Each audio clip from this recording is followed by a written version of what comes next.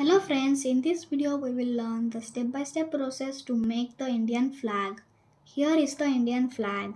Here you have orange, green, white and blue. Now let's start with a fresh cube. Hold the cube like blue facing yourself and white to the top. Then apply the formula. For your better understanding, I have also given the formula in the description.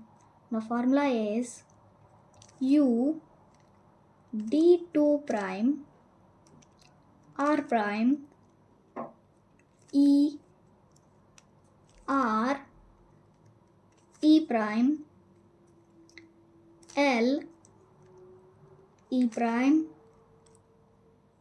L prime and E.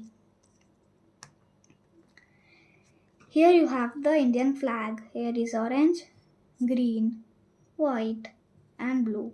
If you have any questions, please ask me in the comments. Thanks for watching.